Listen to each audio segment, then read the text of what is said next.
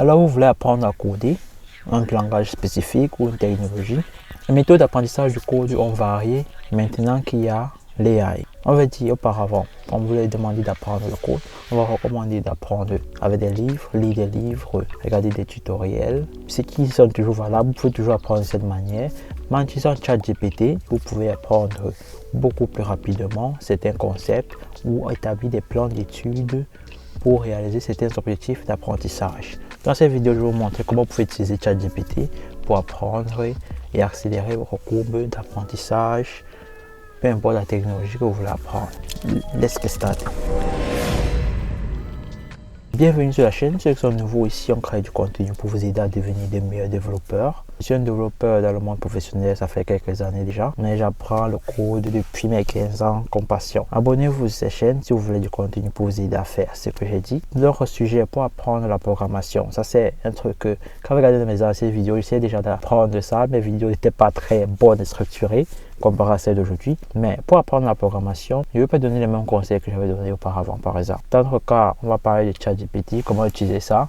J'utilise maintenant régulièrement pour apprendre de nouveaux concepts et c'est assez cool de faire ça en fait, d'avoir comme un tuteur en ligne disponible pour lui poser des questions, certains concepts et les apprendre et vous les faire expliquer de la manière que vous voulez en fait. Ok, comment on peut apprendre avec ChatGPT? Ça dépend de ce que vous voulez faire. Il y a la première situation, le premier cas où vous voulez apprendre un concept, donc établir un plan d'études et le suivre en fonction des différentes étapes. Là, c'est un sujet plus compliqué. Disons par exemple, vous voulez apprendre un nouveau langage, JavaScript, C++, peu importe. Vous voulez établir un plan, quel est le concept que vous ne devez pas rater et les exercices, les cas pratiques, des choses à ne pas manquer en fait. Mais il y a le cas imbriqué à l'intérieur, un cas spécifique qui est le deuxième cas où vous voulez apprendre juste un simple concept. Vous voulez par exemple que ChatGPT vous explique le concept de algorithme de triage pour trier des données. Vous voulez qu'il vous explique c'est quoi JavaScript, une simple question de ce genre. Là, c'est pour vous expliquer, pour vous donner les informations par rapport à un simple concept. Donc, la première qui est plus simple à vous expliquer, c'est vous poser la question par rapport au concept que vous voulez apprendre. Qu'est-ce que JavaScript? Qu'est-ce que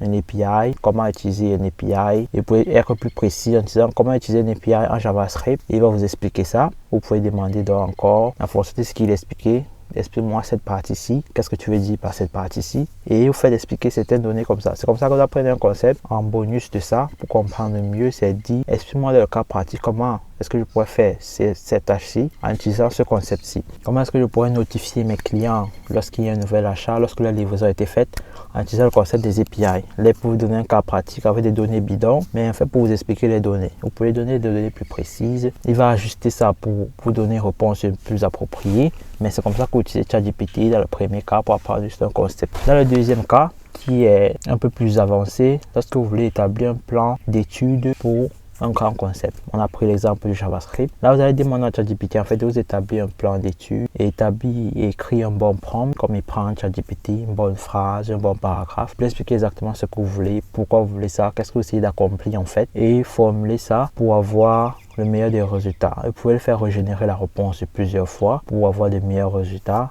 et établir ainsi un plan. Maintenant, lorsque vous avez le plan établi, c'est là que vous prenez chaque étape, chaque partie du plan et commencez à apprendre au fur et à mesure. En établissant le plan là, vous pouvez demander à ChatGPT de vous inclure des ressources pour apprendre ces différents domaines là, ces différents concepts. Et vous pouvez aussi prendre ces concepts. Par exemple, dans le cas de JavaScript, il va vous demander d'apprendre les bases JavaScript. C'est quoi la boucle for, les boucles if, qu'est-ce que je raconte? C'est quoi la boucle for, les conditions avec les if, c'est quoi les variables, les objets, les classes, des choses de cette manière-là. Vous pouvez demander vous expliquer, donner des cas pratiques, des exemples. Ça, c'est en utilisant la deuxième méthode où vous demandez d'expliquer un concept précis. C'est vraiment comme ça que vous établissez un plan et vous prenez chaque partie du plan là, vous demandez d'expliquer au fur et à mesure. Maintenant, lorsqu'on a ChatGPT qui vous permet de faire ça, troisième truc que vous pouvez rajouter à ça pour compléter votre méthode d'apprentissage, c'est de lui faire créer des projets. Disons que vous apprenez c'est quoi les boucles, c'est quoi un objet en JavaScript, comment déclarer une classe. Vous pouvez demander de créer un petit exemple, un petit prérequis qui va vous faire appliquer ce concept là. Demander par exemple, donne-moi une idée de projet pour apprendre le concept ou pour mettre en pratique le concept de classe, programmation orientée objet, utiliser les boucles for, donne-moi un petit algorithme à résoudre. De cette manière-là, c'est vraiment un tuteur dans ce sens que le tuteur là,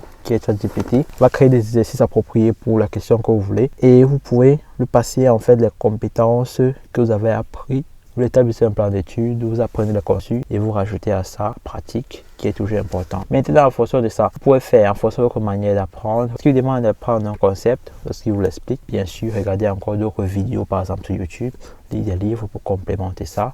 C'est comme ça que vous apprenez beaucoup plus rapidement. Si vous voulez apprendre c'est quoi les variables, vous pouvez prendre un livre et lire, c'est bien, mais vous pouvez savoir ChatGPT générer en quelques secondes pour vous, pour l'expliquer, changer les mots, etc. Donner des exemples pratiques. Donc, utilisez bien ça en bon escient, en fonction des compétences que vous voulez apprendre, en sachant que ChatGPT c'est un AI, donc il y a des erreurs que ça fait de temps en temps. Donc, c'est bien de baser ChatGPT pour apprendre les concepts, les mettre en pratique, pour voir vraiment si ce qu'il vous a demandé de faire marche comme vous voulez. Et vous pouvez, lorsque vous créez un projet, lorsque vous rencontrez une erreur par exemple, passer le cours à ChatGPT, demander de voir qu'est-ce qui est l'erreur, ou bien d'expliquer c'est quoi l'erreur. Il vous aidera à trouver une solution par rapport aussi. Ça, c'est une autre chose que vous pouvez faire lorsque vous apprenez à coder en fait.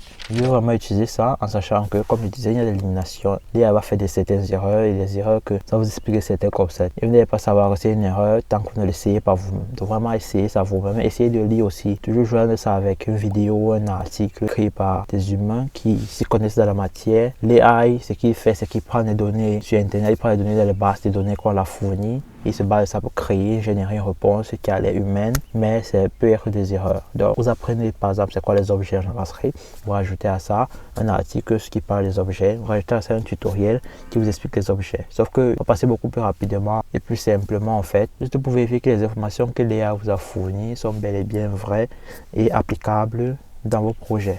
Merci d'avoir suivi la vidéo jusqu'au bout. C'est bien d'utiliser l'AI, mais il n'y a pas que des côtés positifs sur l'AI. L'AI présente certains dangers et j'en parle dans cette vidéo aussi. Regardez-la et à la prochaine. Ciao.